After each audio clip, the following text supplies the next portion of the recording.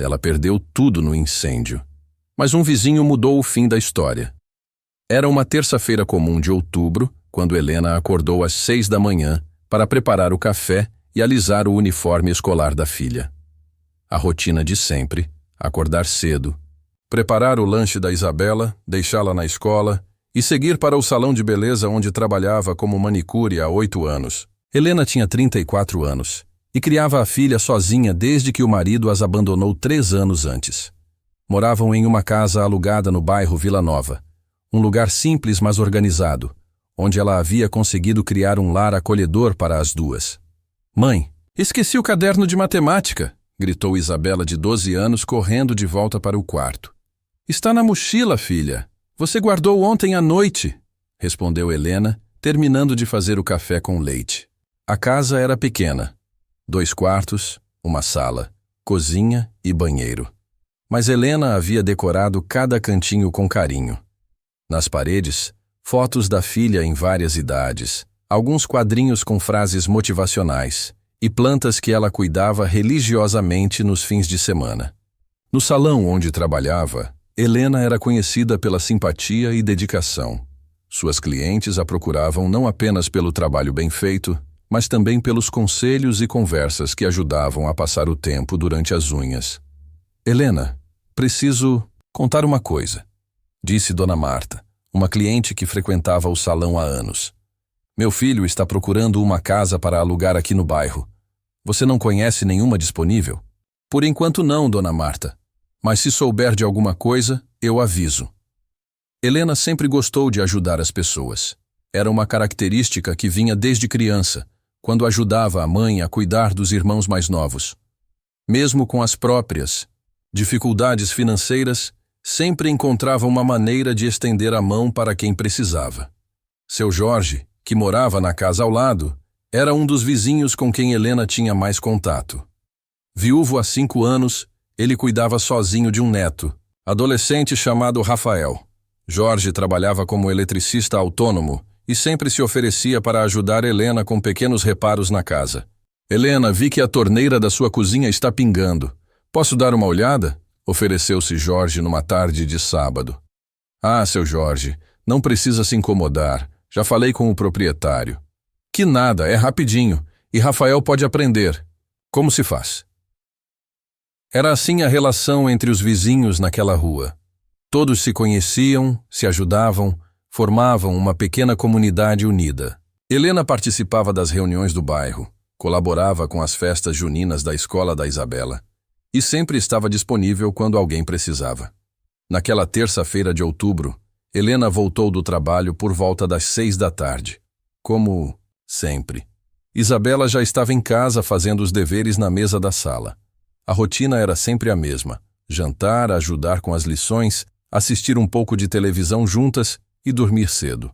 «Mãe, a professora disse que precisa comprar o material para o projeto de ciências», disse Isabela durante o jantar. «Quanto custa, filha?» Ela disse que uns R$ 20. Helena fez as contas mentalmente. No final do mês sempre ficava apertado, mas daria um jeito. Sempre dava. Por volta das 10 da noite, Helena estava organizando a casa para o dia seguinte, quando sentiu um cheiro estranho. Pareciam queimar borracha ou plástico. Abriu a janela da sala para ver se conseguia identificar de onde vinha o odor. «Isabela, você está sentindo esse cheiro?» perguntou. «Que cheiro, mãe?» «De queimado». Helena saiu na varanda dos fundos e viu uma fumaça pequena saindo de algum lugar próximo. Não conseguiu identificar exatamente de onde, mas ficou preocupada. Voltou para dentro e continuou suas atividades, mas mantendo atenção ao cheiro. Às 11h30, quando já estava se preparando para dormir, Helena ouviu gritos vindos da rua. Correu até a janela da frente e viu seu Jorge batendo desesperadamente na porta. «Helena! Helena! Sai de casa! Fogo! Tem fogo na sua casa!» Helena olhou ao redor e percebeu que havia uma fumaça densa começando a entrar por baixo da porta do quarto de Isabela. O coração disparou. «Isabela! Isabela! Acorda!» gritou correndo para o quarto da filha. A menina acordou assustada. Helena a pegou no colo e correu em direção à porta da frente, mas a fumaça já estava muito intensa no corredor. As chamas começavam a aparecer nas paredes. "Mãe, o que está acontecendo?" gritava Isabela apavorada. "Vamos sair pela janela dos fundos, rápido!" Helena abriu a janela do quarto e começou a passar Isabela para fora. Seu Jorge estava do outro lado, pronto para receber a menina. "Pula, Helena! Rápido!" gritava Jorge. Helena pulou pela janela, no momento em que as chamas tomavam conta da sala. Em menos de 5 minutos, tudo o que ela havia construído ao longo dos anos estava virando cinzas. Os bombeiros chegaram 20 minutos depois, mas já era tarde. A casa estava completamente destruída. Helena e Isabela, ainda de pijama, observavam mudas enquanto a água dos bombeiros tentava apagar o que restava do incêndio. "Foi um curto-circuito na fiação antiga", explicou o bombeiro. "A casa toda pegou fogo muito rápido." Helena abraçou Isabela, que chorava em silêncio. Tudo havia acabado. Roupas, móveis, documentos, fotos, memórias. Tudo havia virado fumaça. "Helena, vocês vão ficar na minha casa esta noite", disse Jorge, colocando a mão no ombro dela. "Não se preocupem com nada agora."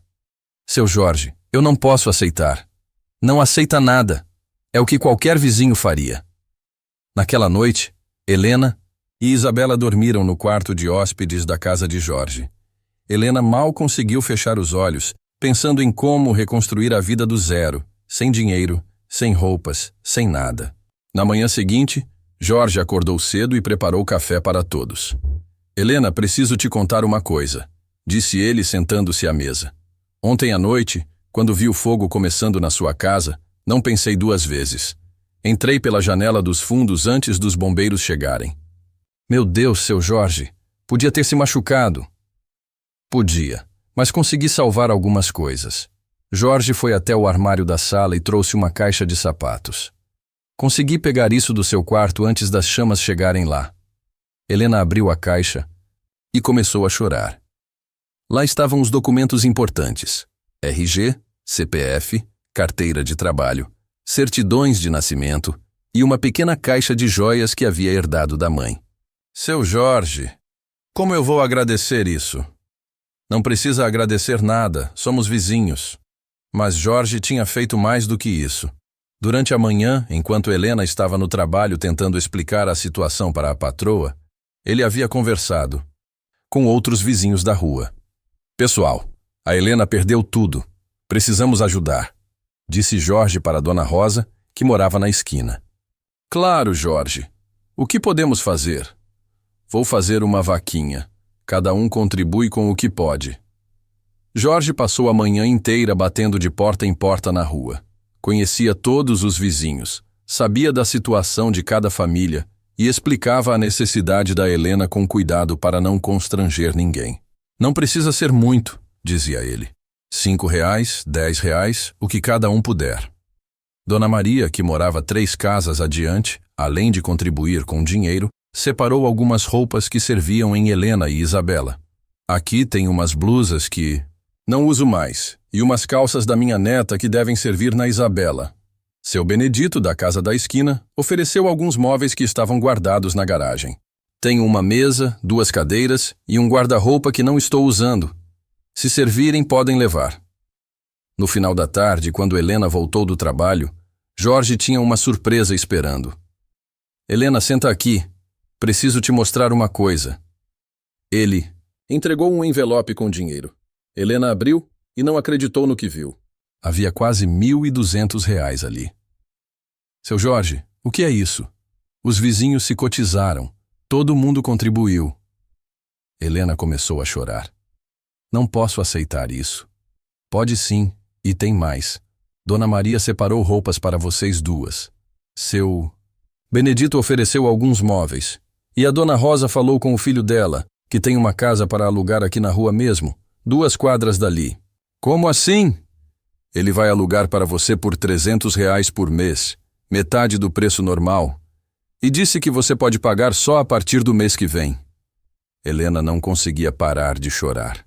Em menos de 24 horas, havia perdido tudo, mas estava descobrindo que tinha muito mais do que imaginava.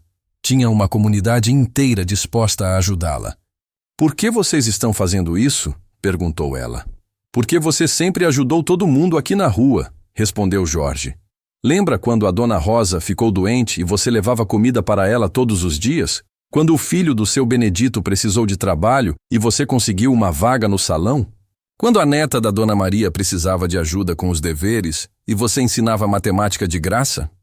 Helena havia esquecido de todos esses pequenos gestos. Para ela, era natural ajudar quando alguém precisava. "A gente só está devolvendo o que você sempre fez por nós", completou Jorge. Nos dias seguintes, a mobilização dos vizinhos foi impressionante. Cada um contribuía como podia. A Dona Rosa organizou um almoço comunitário para arrecadar mais fundos. O seu Benedito ajudou com o transporte dos móveis. A Dona Maria acompanhou Helena para fazer a compra das coisas básicas para a casa nova.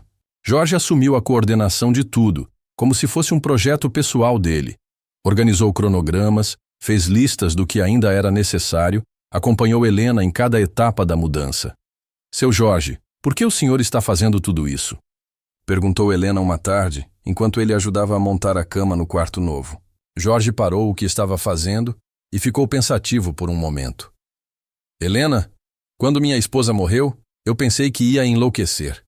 Tinha que cuidar do Rafael sozinho, trabalhar, dar conta da casa. Você lembra disso?" "Lembro, sim. Você aparecia aqui todo dia, trazia comida, ajudava o Rafael com os deveres, limpava a casa quando eu não conseguia. Nunca pediu nada em troca." Jorge voltou a parafusar a cama. "Você me salvou naquela época, Helena. Eu nunca te falei." "Isso, mas foi você que me deu forças para continuar." Helena sentiu os olhos marejarem novamente. "E agora é minha vez de te salvar", completou Jorge. 2 semanas depois do incêndio, Helena e Isabela estavam instaladas na nova casa. Não era exatamente igual à anterior, mas tinha o essencial: 3 quartos, sala, cozinha e banheiro. E, o mais importante, estava na mesma rua, perto dos mesmos vizinhos que se tornaram família.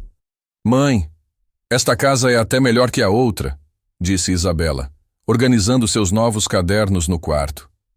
"É sim, filha. E sabem por quê? Porque foi feita com amor." A história do incêndio e da solidariedade dos vizinhos se espalhou pelo bairro, depois pela cidade. Um jornal local fez uma reportagem sobre a rua mais solidária da cidade. Uma emissora de rádio entrevistou Jorge e Helena sobre a importância da união entre vizinhos. "O que o senhor diria para pessoas que não conhecem seus vizinhos?" perguntou o repórter para Jorge. "Diria para começarem devagar.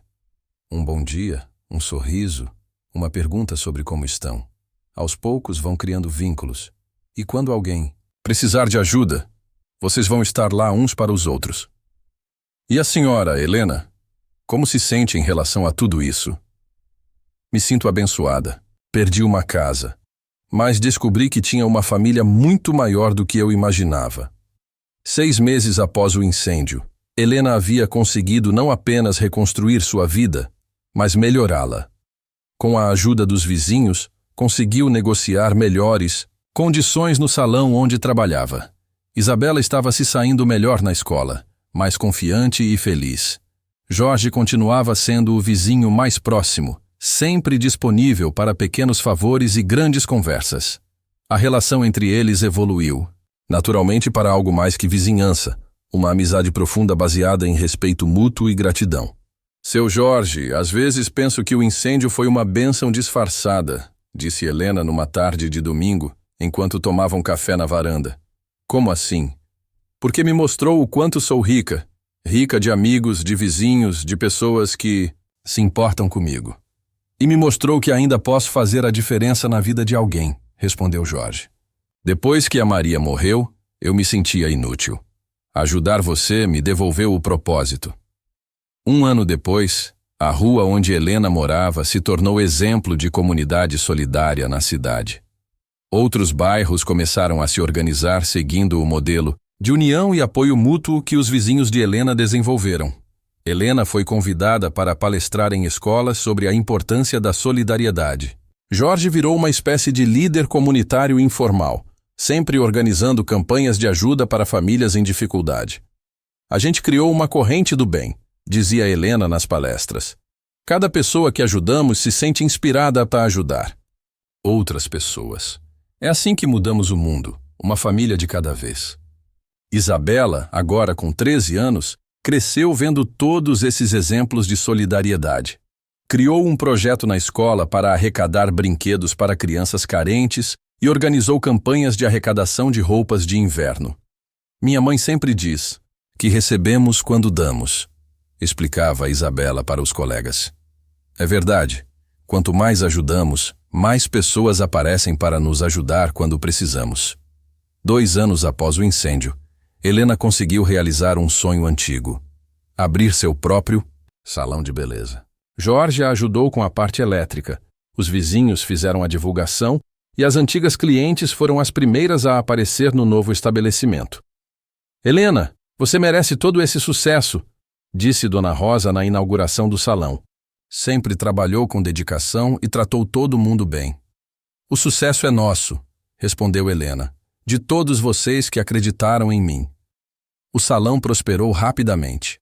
Helena contratou 2 funcionárias e conseguiu oferecer preços acessíveis para mulheres de baixa renda do bairro.